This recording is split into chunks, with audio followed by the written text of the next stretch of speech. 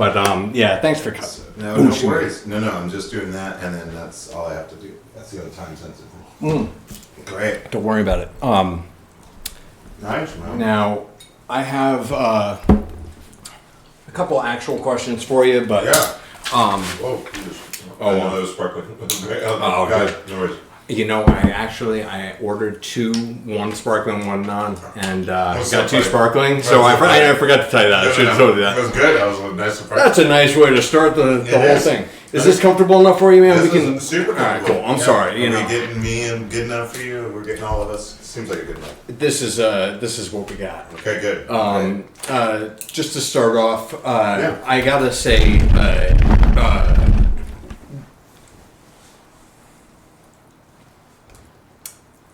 if I can find a way to say it, I can say it. Okay. Your ability to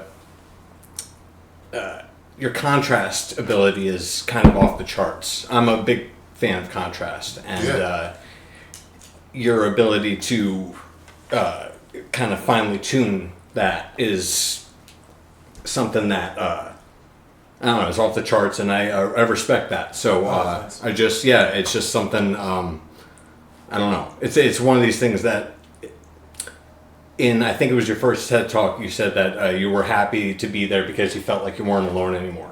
You know? Yes. I don't know if you remember that, but like that's how I felt the first time I heard your music. I was like, oh wow, this is close enough to what my brain does when I'm trying to entertain people that I kind of related to it. So, and that was back in like high school. So that was like 20 years ago. So thank you.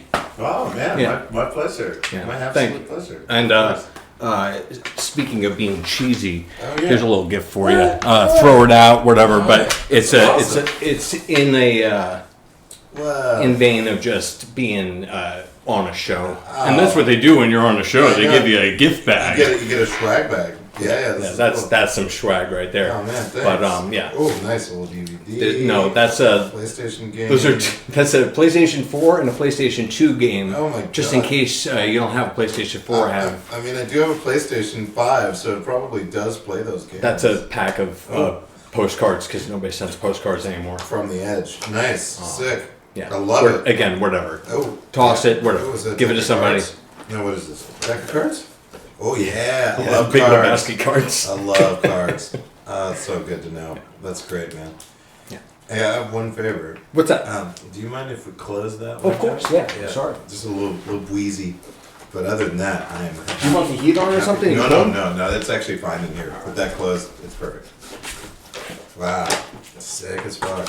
Thank you for that. Yeah, that's what they do when you're on a show, right? That is. And then this is a show because you have it. Yeah, you got now bags, it's a show. so. No, now it's a show. Yes. What else we got here?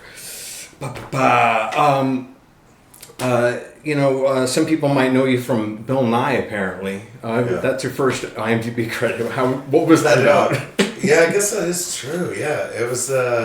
I was living in Seattle. It was like the mid '90s. What else? Yeah, Seattle, mid '90s. And I don't know. I was kind of like known a little bit in the scene, and was doing. I think I was in the band Hit Explosion, and we were doing '70s like disco cover stuff. Okay. And I knew this singer named Ohm Fletcher at the time, Ohm Johari now, but and I was in a band with her. And we were kind of circulating in the scene. I think just like they wanted to get some musically inclined people who could do this kind of. I guess I don't think I actually sang it. I think we just lip synced it. Me and I lip synced it. Right. And they were singing a little module on Caves and Caverns. And Caves and Caverns? Caves and Caverns was the name of the song. Oh, that was the name. Yeah. Right. I forget the name. The actual song is called something else, but it was a disco song. It's a groove thing. Is the name of the disco song, and they called it. I think it's a cave thing is what they changed it to, and then everything was just like cave theme about stalagmites, stalactites, mineral deposits, whatever. And they just changed all the lyrics, but it sounds exactly like the song. It's like this really funky disco song, and so me and I think it was or no, it wasn't Ohm. It was my roommate at the time. Oh, that's crazy, Krista Wells. It was me and Krista Wells. and it was shot at the Vogue at the time, and the Vogue was downtown. It was like the only like cool club in town. It was like queer friendly. It was run by a trans owner, bartender. And where was this? Amazing. This was in Seattle. Oh, in Seattle. Okay. Downtown Seattle was the original Vogue location. So we shot it there. And it was such a blast. It was amazing. And that was like, it was just out of the blue. They were like, hey, Bill Nye wants you to do this thing. I was like, yeah, of course. Are you kidding? Of course, yeah. That was the first. Pretty cool. I guess that's the first credit in IMDb. That's pretty cool. Yeah. Not bad. Yeah, I scanned through a couple of your pages and stuff, and that was one thing that jumped out at me. I was like, I've noticed that throughout the years, people just being on there. You were a dancer on there, right? Yeah, I was like I was a dancer, but also we lip synced though too. So, okay, all right. And again, I don't think I actually sang it. I think we just lip synced what was already recorded. But anyways, well, that's why I didn't get a singing credit. Yeah, exactly. That's probably true. And also, I'm terrible at remembering lyrics. Okay, so I was doing my very best trying to remember. So each shot to get somebody to sing or to get somebody to dance, that might have been hard enough for that studio. You know what I mean? Exactly. You can't have it all. Sometimes. Also, the last thing, to brown nose you just a little bit more here. You have a line in one of your songs. I know most of your stuff is completely improvised, but a line that's just literally one of my favorite lines in any song ever. It's I forget what it leads up to it, but it's molecular structure ain't nothing but a thing, and it's just like perfect in my head. I don't know, like it was like. And again, like where it comes from is its transition is perfect. It's just I don't know. Yeah. Again, thank you for that because that shit is like I'm a little like obsessed with specific things in songs sometimes, and that's one of them where I could listen to that whole set easily. Yeah. But I mean that whole show easily, but like that part is that's like might be why I'm listening to that show that day. You know what I mean? Again, thank you. Yeah, no, man. I think it's just like, it's like things pop into your head, especially when you're improvising and like. Oh, it's beautiful. Sometimes the thing will just it'll appear and you just say it and then it's out there and then it ends up being like something that a lot of people resonate with. Is that something you did for your whole career as improvisation? Is like most of my career I would say is improvisation. I definitely, like I said, I was in a disco cover band, so obviously we were doing disco songs. Sure. I had to learn the lyrics. So I did the lyrics for that. I was in a shit ton of bands, and even if it was original music, I did write lyrics. I had to remember the lyrics. Of course. So there were rehearsals and structured things. I definitely had a good chunk of that, but I would say most of my life was just riffing, jamming, improvising. Well, that's pretty cool because whatever led you up to where you are is pretty cool. But that's it's interesting because I always respect artists that come for at least the first part of their path and on a different kind of rhythm, and then they do something else, and that other something else isn't just like a fallback to keep in the music scene or something like that. I'm always A, surprised, and B, like inspired by that. It's because it's hard to do. You know what I mean? Right. Fallback is what everybody does because that's, of course you want to stay in the music scene. No matter what it takes, you're going to do it. But to make that work too, that's fucking awesome. Oh, that's pretty cool. Yeah. Thanks, man. Yeah, I'm glad it worked out. Of course. It's like, as long as it's decent, like that's all that matters because for me, and also I decided to like switch to doing solo stuff, and that changes everything because obviously you can do whatever the fuck you want to do because I'm not beholden to a band. That's kind of like the band like when I was playing in bands, sometimes my original band Mock Tube specifically, I remember them being slightly annoyed, which I totally understood, but slightly annoyed when I'd kind of like riff in between songs. We were supposed to be kind of like a serious band. That's like, that's funny because that's like a joke that's made about, that's one of like the 5 things they say bands argue about, and I always wonder if those things are like real because I was never in a band myself. Oh yeah, that's interesting. It's totally real because like especially think about like for the drummer or the bass player, if they're not singing, Yeah. They're instrumentalists, so they're back there, so Sure. they're at the whim of their front person, and it's like, And they have to follow their front person if Totally. they want to keep the show going. Yeah, Yeah. that's interesting.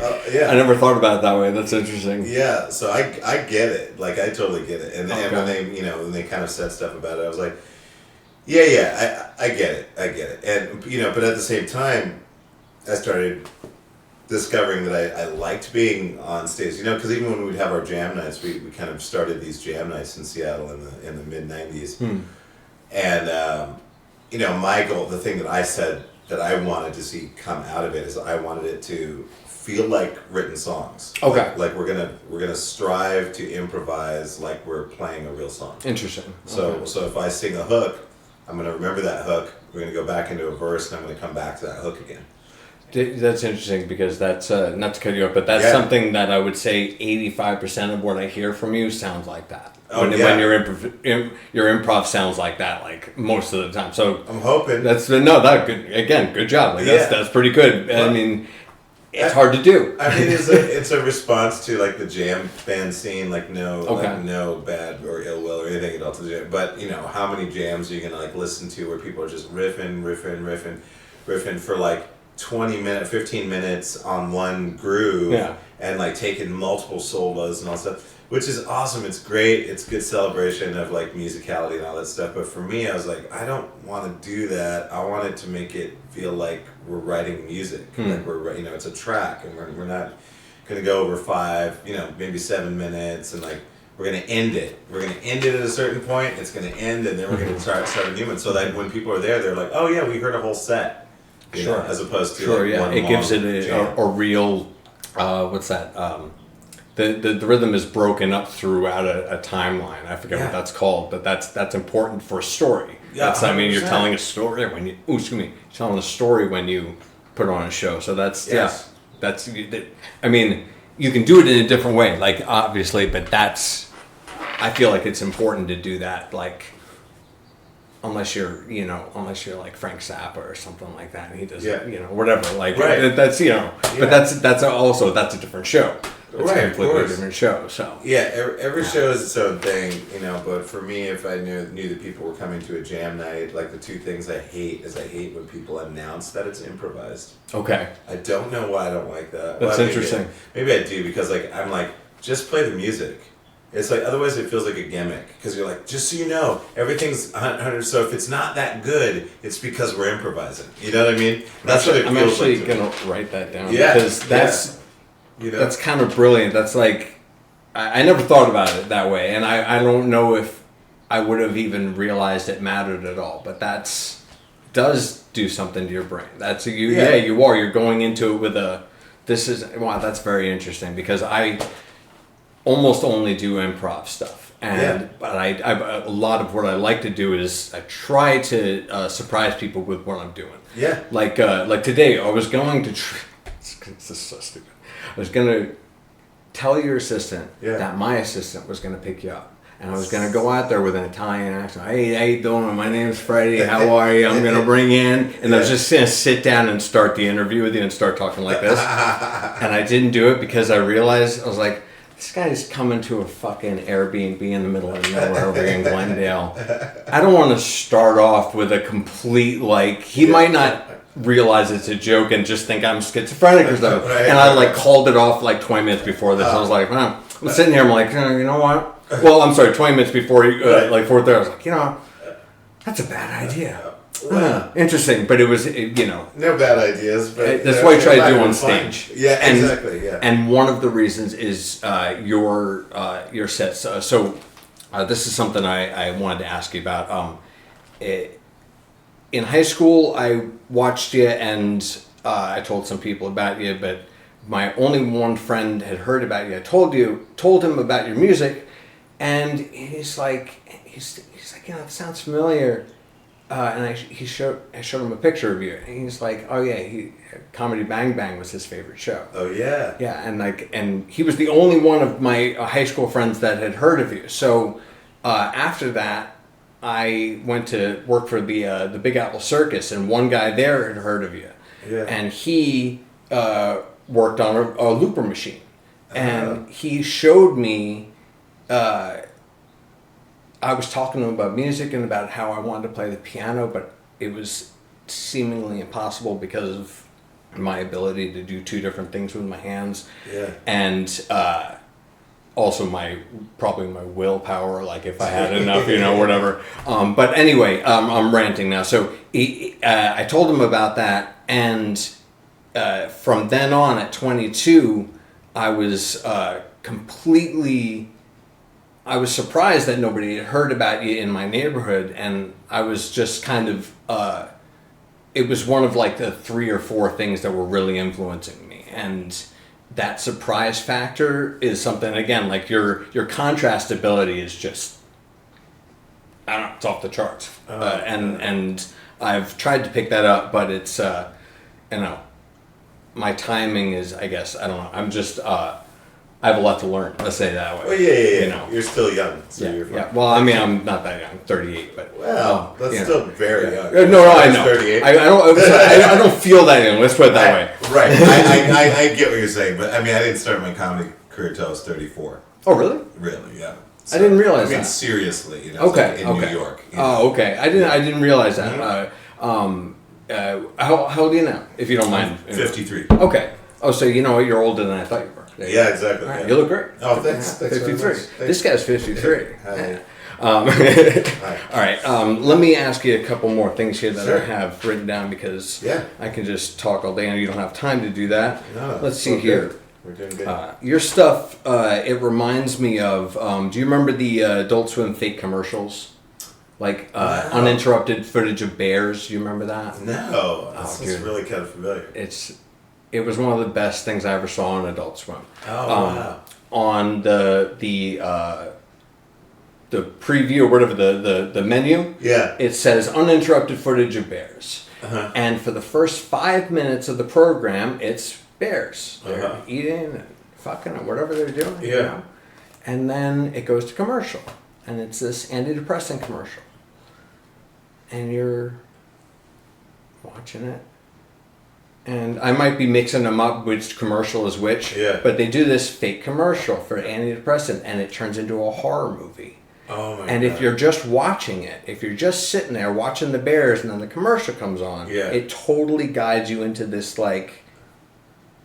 I told my friends like never watch this on any kind of psychedelic because it basically puts you into a bad trip. Wow. Like that's what it was that one. Right. Some of the other ones were just weird, but there was another scary one that was just totally fucking.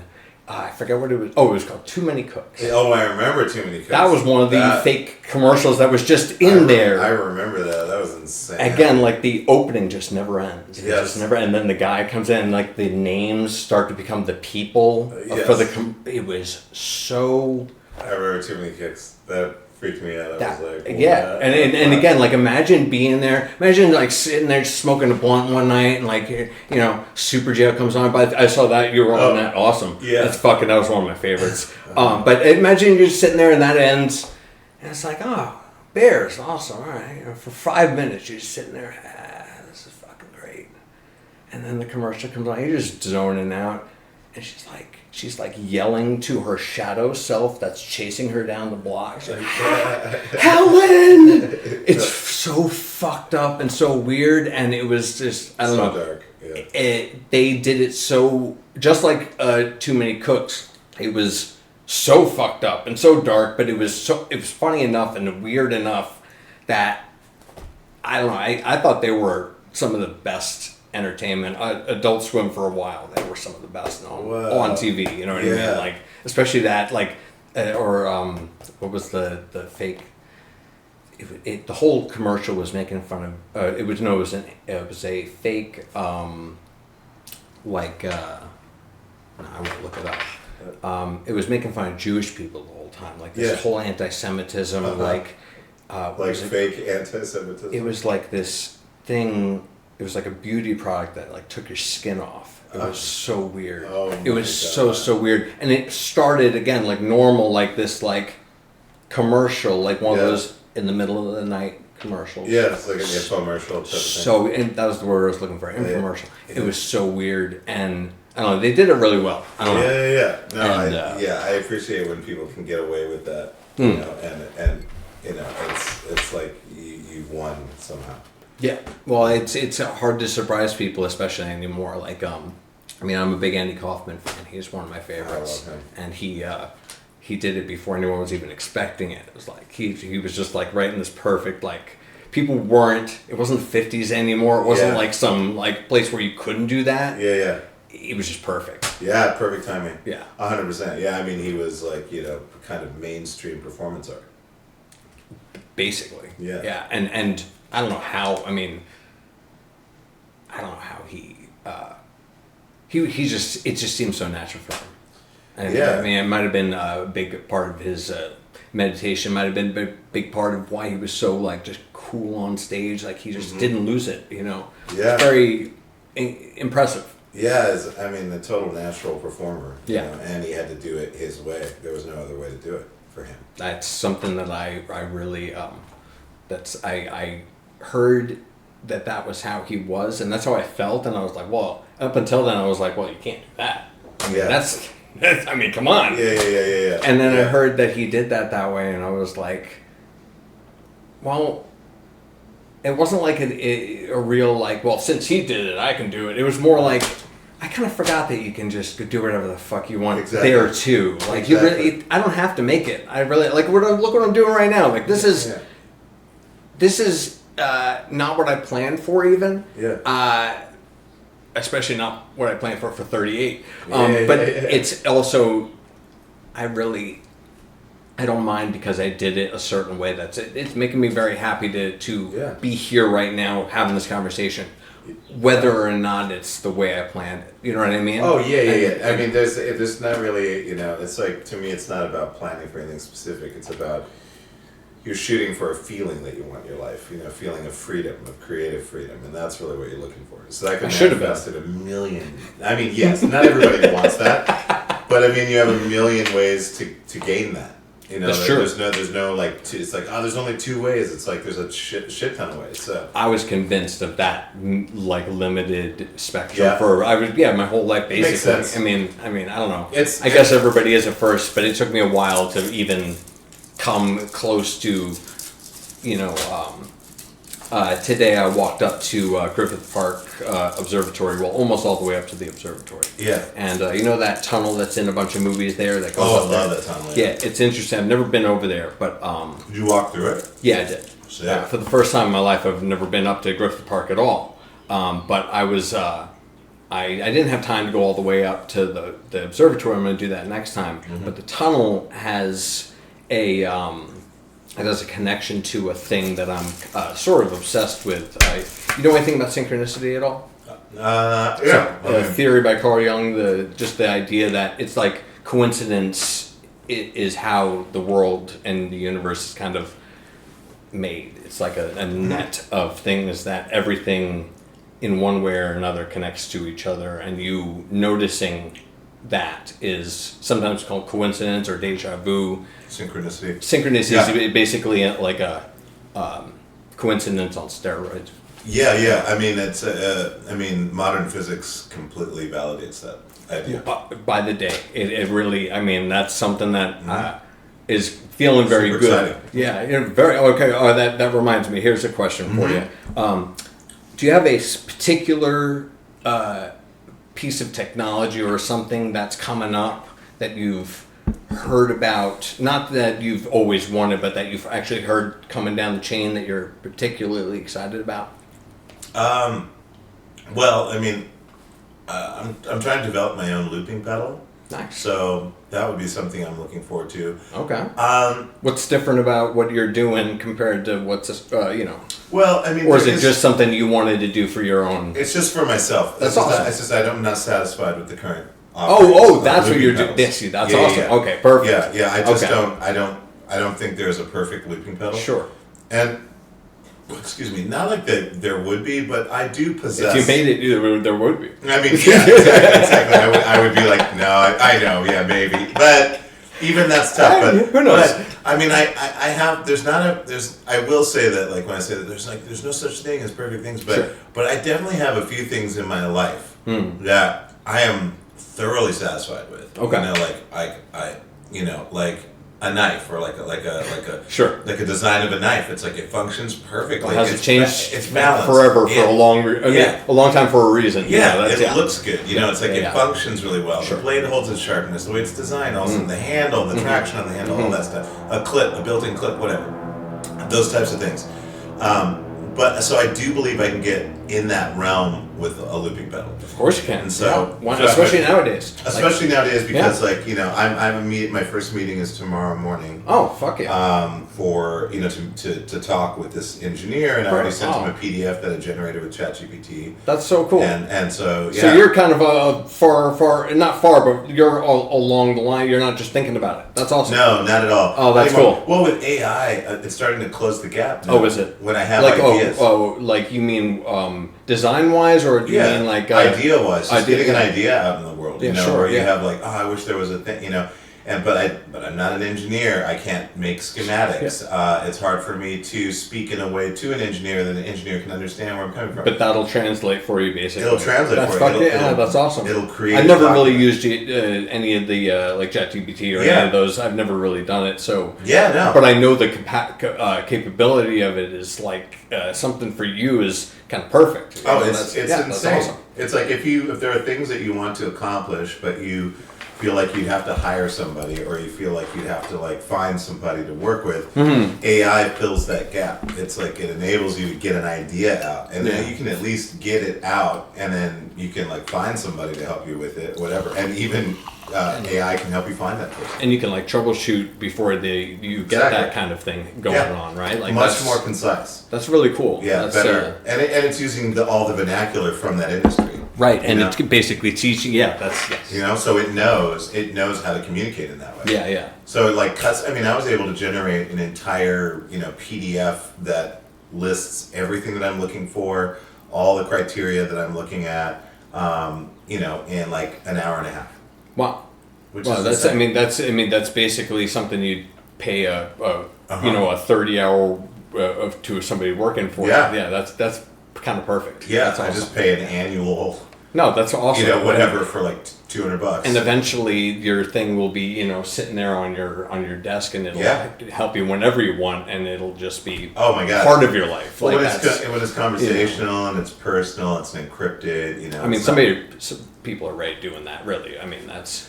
Close, yeah. I mean, most of the AIs now, unfortunately, they're still having to refer to the cloud. But what I'm talking about is I want an in-device AI. So it's like so it's a proprietary device. Oh, I didn't even realize that's what you meant. That's really that's interesting. Yeah, like a Tamagotchi. Tamagotchi is not networked. No, but the idea of it is that it's like this like little creature that you have to take care of. Yeah, yeah. So it's that idea. It's not. It doesn't need to be connected to the internet. Have you seen the new that new episode of Black Mirror? Which one? It's about that. It's I forget what they're called. They're called like the Turings or something. Not the Turings. Oh no, I haven't seen that. The Turing test is what I'm thinking of. But they're these little creatures that it's a sequel to Bandersnatch. If you saw Bandersnatch. So the guy who he goes and like mentors under, the guy with the blonde hair. He develops an AI that's like a Tamagotchi on the computer, and it's like functioning and alive, and he. I won't spoil it for you, but it's really one of the better episodes of the 6 that came out. And, oh my gosh, that's great! It's really kind of cool because it's like that. It's like a Tamagotchi thing where it's like the guy starts to care about it. It's its pet, and not its pet, but it's alive enough that it's he becomes attached to it. Totally, and it also becomes his life, and it helps him advance in his life and blah blah. So it's just that's what it reminded me of, and that's a cool idea because again, these things should be an extension of you to as much as we can push it before it turns into a horror movie. You know what I mean? Like extended intelligence. That's how I call it. Yeah, and again, like a camera or like your phone is pretty. Not a camera anymore, but your phone is pretty much a part of people. It's people check for it. Of course. And they feel it. They feel it ring, and they're like, and it's not even on. It's stuff like that. Pavlovian on acid. Yeah. It's a weird. I don't know.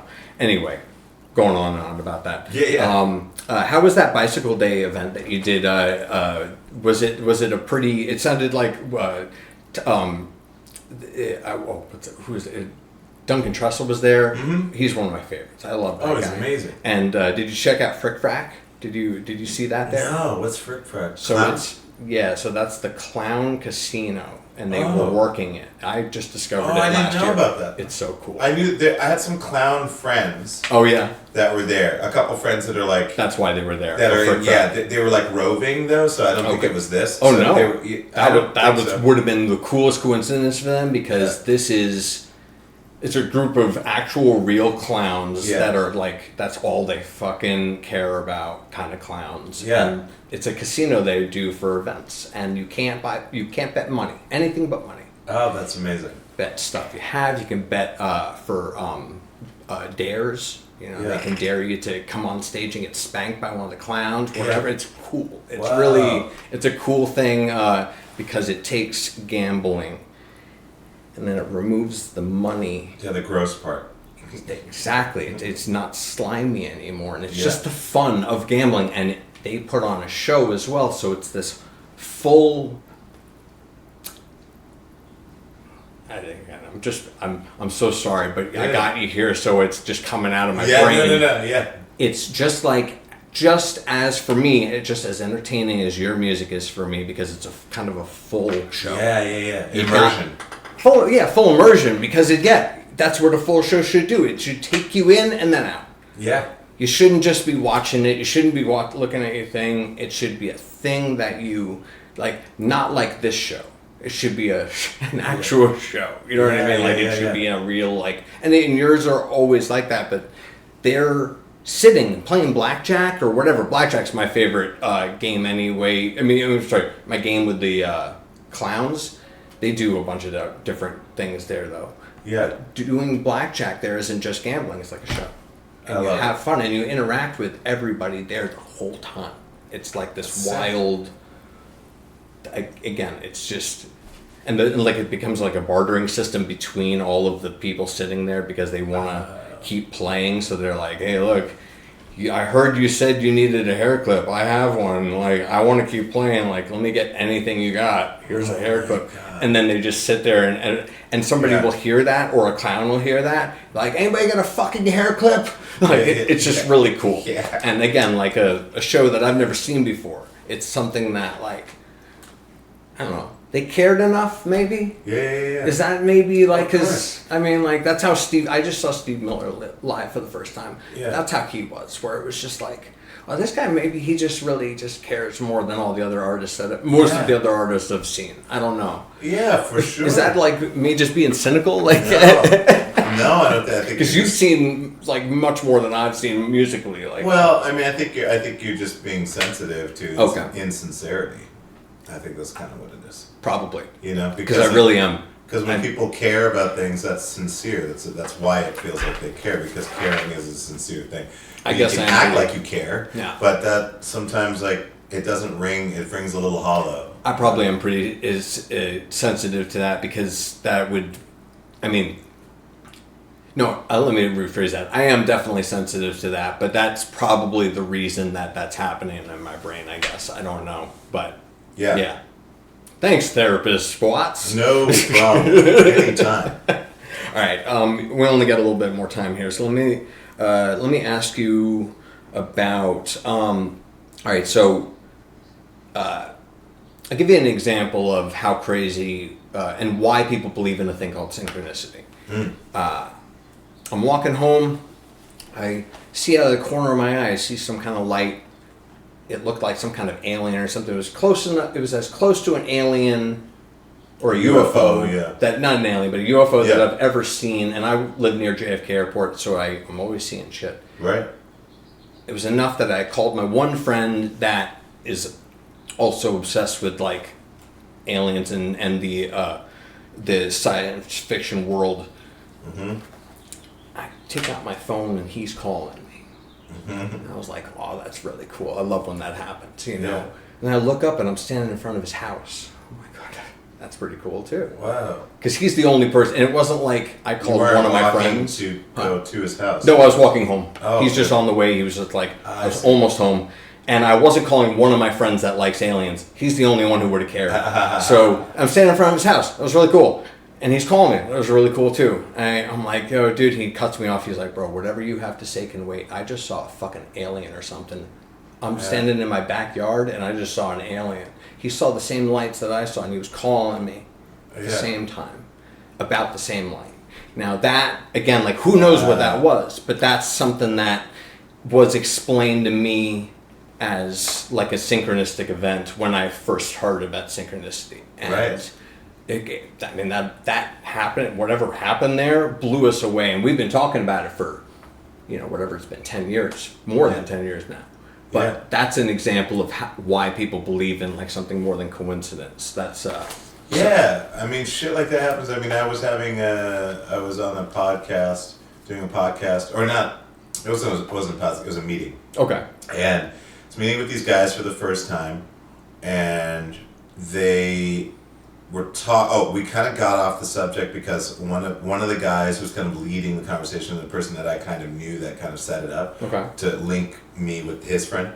His friend, he was like, oh yeah, and he loves Porsche too. And I was like, oh, that's crazy. And then we started talking about Porsches. The cars, you mean? The cars. Okay, right. Yeah, and and so we was talking about these cars, right? Porsche, and we're really getting into it. And then, and then out of nowhere, I get a text from my friend Alan D. Thompson, and Alan D. Thompson is this kind of leading AI expert, explainer guy. Sure. He's got a show on YouTube called The Memo. Okay, all right. So he's not just an expert; he's somebody who's a translator for the general public. Exactly. He's a translator. That's a skill. Guy. That's a real like a Bill Nye.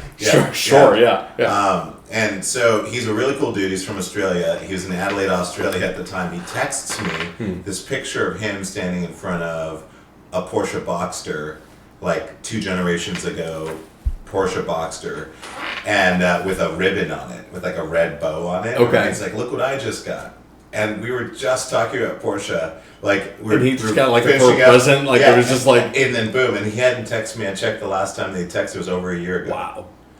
I was like, what? And this shit happens to me all the time, and I notice it all the time. Well, it's so crazy. Another thing that was explained to me, and this part of it, I don't know. Again, I'm a cynical person, so I kind of looked at it like, I think some people like this to be the reality, maybe more than maybe it is necessarily. Maybe healthfully skeptical. Well, I just say they're basically like the opposite of me as a cynic. They're just like, let's... Oh, yeah, totally. But I mean, it's okay to be skeptical, but but as long as you like leave a little healthy room for I could be wrong. No, of course. That's what I mean, is they're beyond that point where they're just like, this is how it is. Yes, and so I see. Right, that's their belief. Yeah. I get well, anyway, they will say that means you're on the right path in life. And that, just because, you're noticing these things, and that means that whatever you're doing that day and whenever, and again, like, maybe that's true, but like, I only hear it from the kind of people who will also tell me, like, hardcore without that, like, little fraction even of a doubt that is rational. Right. Everything else in their life, where they're just like, no, this is how this is how this is. Yeah, and it's usually all spiritual stuff. The people I talk to that have that rationality, they don't believe even in synchronicity because most of those people are cynics. And they're right. In my or they notice it, but it doesn't mean anything to them. Well, that's kind of why it doesn't mean anything to them. Which I think is really funny to me. Well, I think it turns into a joke in and of itself, especially when it happens. Then you ask them, it's like, well, this crazy thing just happened to you. How else would you explain that? That's not a coincidence kind of thing. And they're just sitting there like, they're like, God, I mean, it's weird. Yeah, exactly. Weird things happen to everybody. Yeah, exactly. All right. Yeah. I guess, maybe they happen to more people than we've expected. Like, I mean, a lot of it is just our people noticing. I mean, my girlfriend is kind of similar like that. I will point out really crazy coincidences. Like, we had one the other night, 2 friends, we had a group of friends that came that kind of hang after, like an after party at our house. And then it was winding down, and they both called Ubers. Two sets of friends called 2 different Ubers. and we go out. I go out and walk them out, and then the guy comes over. He runs over and he's like, "Dude, check out the license plates." And I'm like, and I run out of the Ubers. Yeah, of the Ubers, and I walk out to my driveway, and there's two. What are they called? Kia EV9s, which are their large, like full-size SUV, electric. Okay. I've never seen them in the wild. Okay. I'd only seen them in car reviews because I watch shitloads of car reviews. All right. Especially electric cars. All right. So they're rare. You So notice they're rare. them. Yeah, they're new, and it's weird. So there were two of them, two black identical. So that alone was EV9s. weird. That was really weird because I'm like, I don't think there's are they testing a new fleet? Maybe, like Ubers, sure. Or maybe that guy bought, like that company bought. Yeah, it or that's what I'm saying. Maybe Uber has a tacit agreement with that, and they've given them 10 EV9s per certain area. There's a possibility. But what was the deal with the license plate? So the license plate. So here's the site, and I have a picture of it too. They were both parked side by side on my street, so blocking the whole street. Okay. And so both license plates were right there, looking at either one. And one started 07, the other one 70. It's weird. Oh, and that's not the kind of thing that they wouldn't have been that wouldn't have been off the assembly line kind of thing. No. Even it wasn't that kind of those thing. Are license it was plates. It was this weird, and the fact that they were double parked, that's pretty. I mean, come on. Yeah. Because you could have even noticed that if they were end to end. Right. No. And they would have been weird enough. Not at all. Yeah, but my they're just friend sitting wouldn't have there. noticed. Yeah. My friend wouldn't. Well, maybe if the front plates. But front again, even if he might have, but it wouldn't have been something as about it. weird. Yeah, I know. exactly. It's that little boom, and that's and they arriving at the same time too. Oh, that's right. Yeah, I didn't put that together. But that's again that it's usually that one little thing that really turns it over the edge. There's if you ever want a crazy rabbit hole to go down, is this again this weird synchronicity of Christopher Lloyd being in this position of the most powerful god, like Zeus, or the giver of knowledge to the traveler. That position and story is regularly placed with him, which is to an extent is just a casting thing. Yeah. But there's this wild synchronicity thing that's happening with it throughout for however long. Buckaroo Banzai, you remember that? Oh, of course. Okay, so Buckaroo Banzai is one of the main influences for Back to the Future.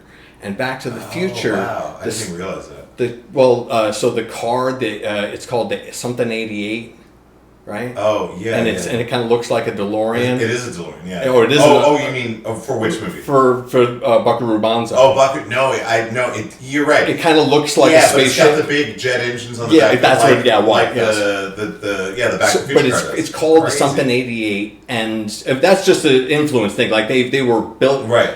But Christopher Lloyd plays an alien in that movie, chasing the guy down that tunnel that I just walked to. In which movie? In Buckaroo Banzai. Oh no, that's John Lithgow.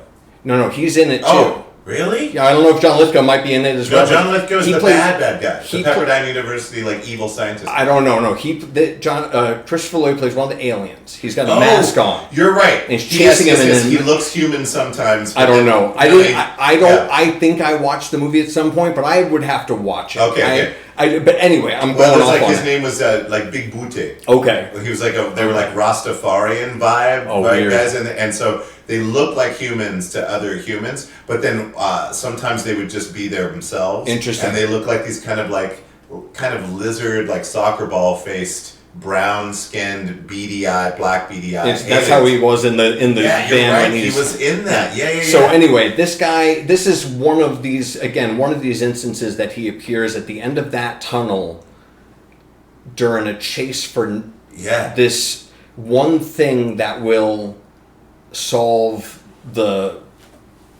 whatever the path is for the story. It's again, I'm not able to condense it enough because I'm not very good at that, but it's a crazy, again, if you want to go down a really interesting rabbit hole, he's got this, you want to write it here again? No, I was trying to find my phone because I did a probability calculation that's cool. on some of simulated synchronicities. Okay. Yeah. All right. I have to find them real quick, but you can finish. Well, no. Anyway, I can go on and on about that. He does this wild thing throughout movies, and one of the main ones is this interesting parallel between the Back to the Future trilogy, or the first and the second Back to the Future movie. And I'm sorry, I'll let you finish. No, I'm listening to you. Well, it's that movie and the 9/11 attacks, and this. I wouldn't be able to explain that to you in a few minutes either. Yeah, but that one is a lot of conspiracy theorists would love to argue that Robert Zemeckis is like some Illuminati guy and he did this on purpose or whatever else. Like, there's a million things. Wow. It's like, for them, it's like a perfect. Is it a McGovern? That's whatever that thing that's like a perfect like solution to the problem. I forget what that's called, but it's like a conspiracy theorist wet dream. This thing, but it's really not a conspiracy theory. Robert Zemeckis is just an amazing storyteller, and so is Bob Gale, and they created this amazing story that is thousands of years old. They recreated the story of time being stolen from Kronos. That's what they did with Back to the Future. It's the whole fucking thing is that. And and there's great examples of that. That's another... I follow this guy on YouTube. His name is Joe Alexander. I interviewed him as well. He lives in Israel. He's in Israel now. He plays basketball for them. He used to play for the NBA. Oh, crazy. And he was the one that introduced me to synchronicity. Because I explained that thing that I explained to you. And he was like, yeah, dude, that's my whole... Because I was like, it reminds me of what you're talking about in this 9/11 video. He's like, yeah, it's how the universe works or something. And he was like, I don't know what the fuck it is, but it's crazy and it's there and it's provable. It's like this like scientifically provable kind of coincidence thing that like Robert Zemeckis couldn't be, unless he was like some kind of like lizard person or something, he couldn't put these things into all these movies. It's just good artists doing the right kind of perfect kind of art and storytelling, and things line up together enough that like if conspiracy theorists want to grab a hold of it, they can. Yeah. But the other thing is this like, I think it's how everything works. Because I've had 4 other instances in my life that are just as crazy as that, and they can't be explained. Like, time has looped for me in a way that, again, like I have proof of it. I took a picture that proves it. It wasn't like some dream I had. It wasn't some acid trip I had. I took a picture specifically because it proved, and I look at it to this day and I'm just like, I don't know what happened, but something happened outside of our realm of understanding. Well, I mean, to me, it's like, to me, it's very simple. And what is? I'm not absolute. Well, that explains all of this. Okay, all right. It's like how it's simple is that we, as I was saying, physics is kind of like creating the framework for understanding this idea scientifically of like what is perception and what is consciousness. Sure. And so the idea, and this is also ancient Eastern mysticism like Taoism and these types of things. They had a very good understanding of all of this. All of it. Yeah. So much better than us. Yeah, much better than us. But now it's beautiful that our science is starting to arrive at the same and like come right up to it. Yeah, but now you've got the scientific element and the wisdom kind of paradoxical wisdom vibes or whatever come together. But the idea that everything is consciousness, that everything, there is nothing that's outside of consciousness. There isn't anything that is inside of consciousness. It's just consciousness is everything. And that consciousness is experiencing itself constantly. Yeah, the observer is a wild thing that, again, like science is really proven to us that has been a story forever. It's just like, this is the fucking oldest story that we have. Is this observer thing that is, that slit experiment. That's just some crazy shit that really, again, proves all of those ancient stories, not all, a lot of base ancient stories that really make me personally understand day to day easier. You know what I mean? Like, it's. I mean, if you think about the fact that you're generating your own reality. Yes. You know what I mean? Yeah. And we're co-generating our collective reality. Specifically, yes. Yeah, so I agree that bottle is blue. Yeah, exactly. And you know what?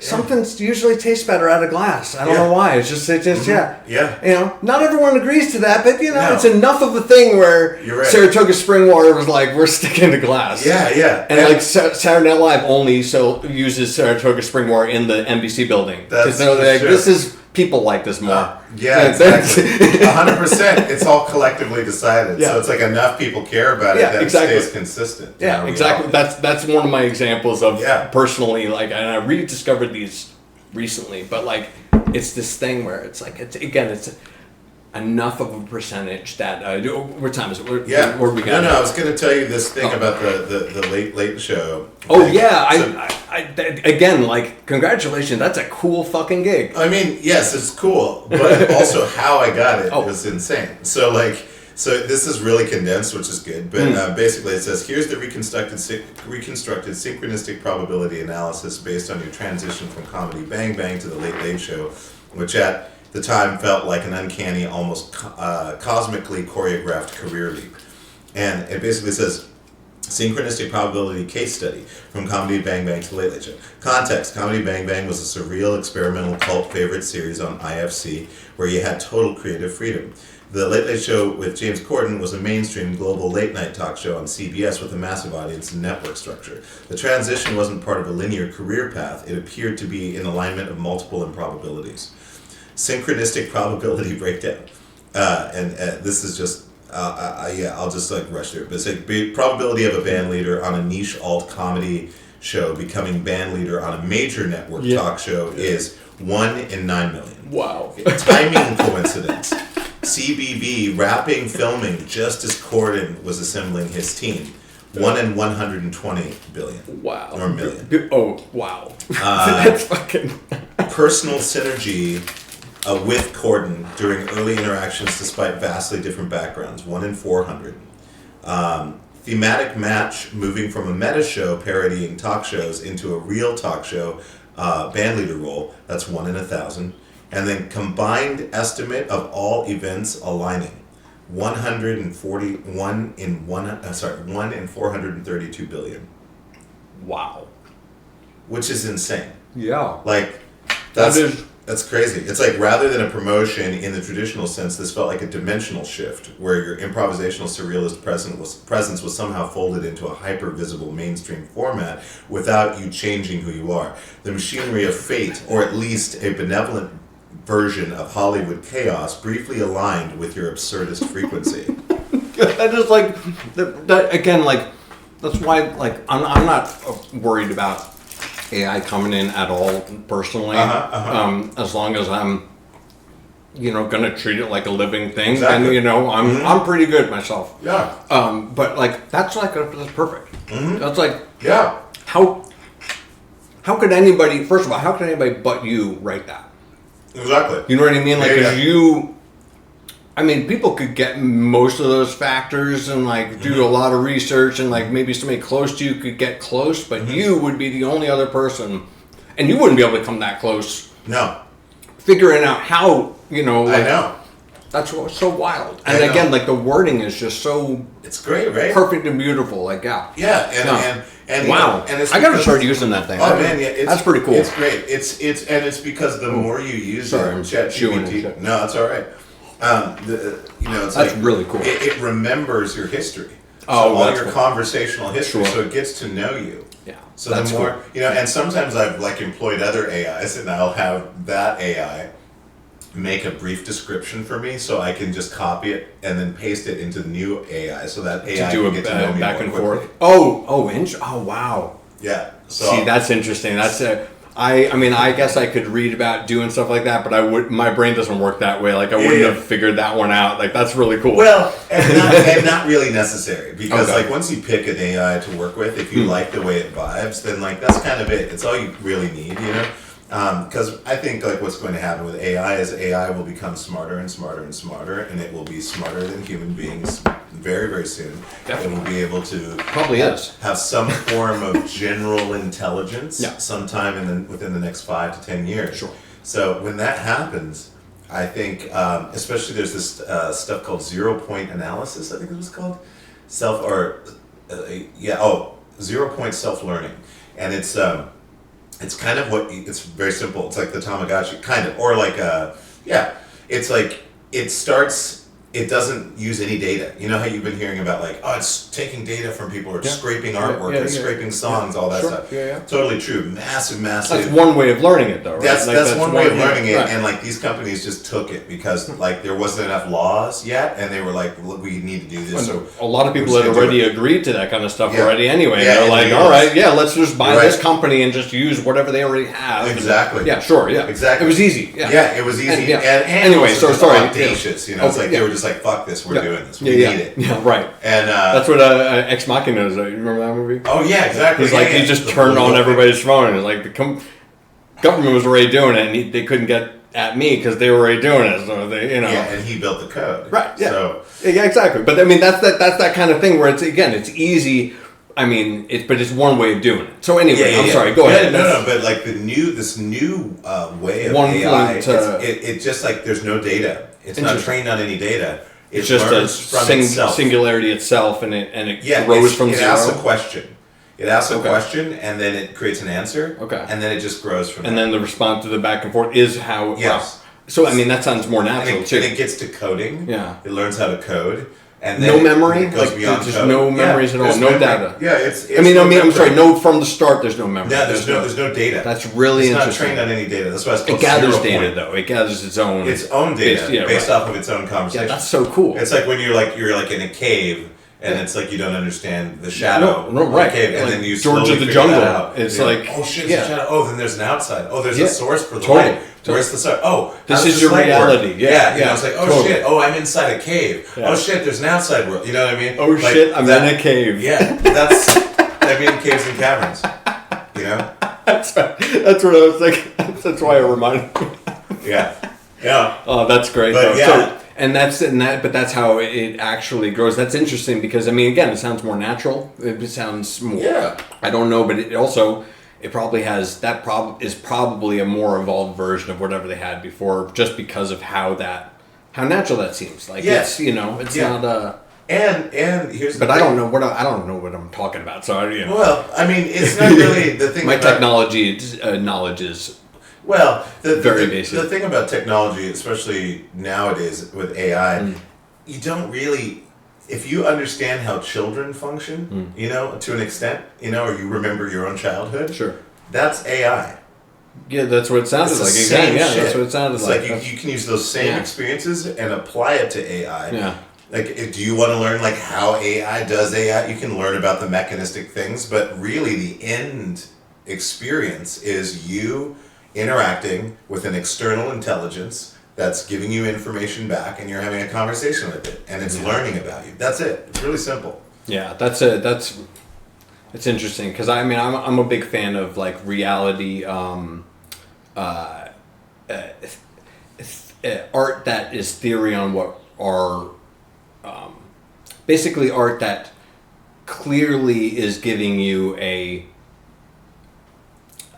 I'm trying to think of a specific word and I can't. Like a mirror, or no? Yeah. Basically, I mean that's one way of saying what I'm saying, and I'll just say that for time's sake. Yeah.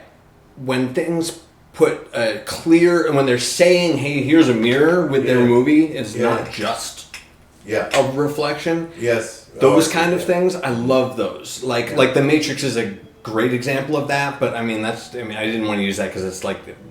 So cliche, but that's a version of what I'm talking about where they're like, hey, here's an explanation. That's your time. This is my for 725. Yeah. You when you get those kind of things, I think sometimes they do it perfectly. And again, like I just want to ask you real quick about please a couple little things before you go.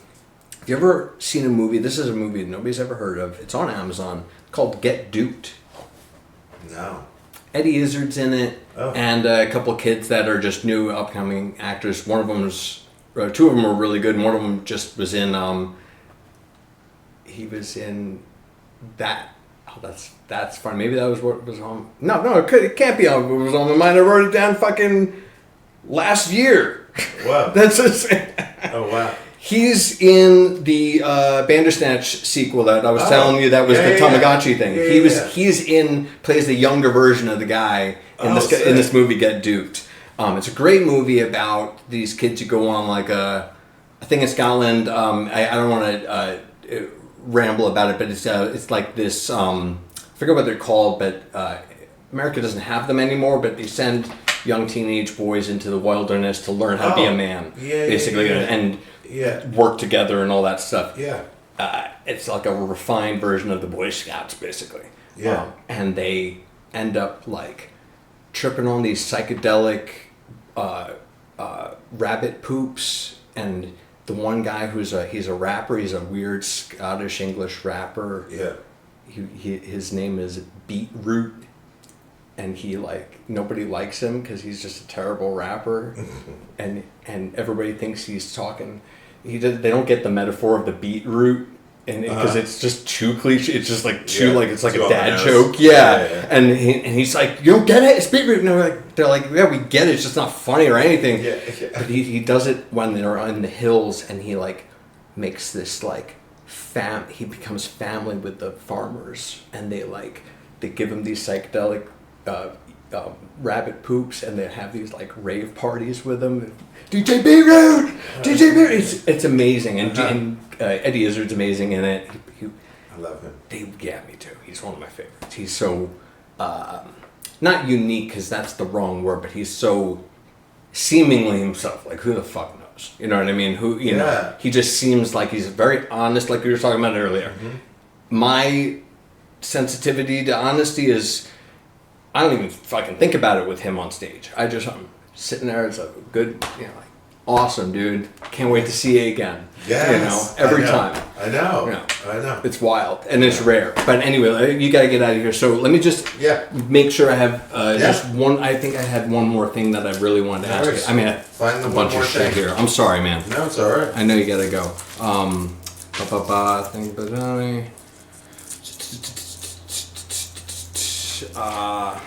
And again, thank you for coming by. I know you have a busy schedule, and good luck with that thing with David Byrne. That sounds really fucking cool. Oh, yeah. It sounds, I have a strong feeling of what it'll be like.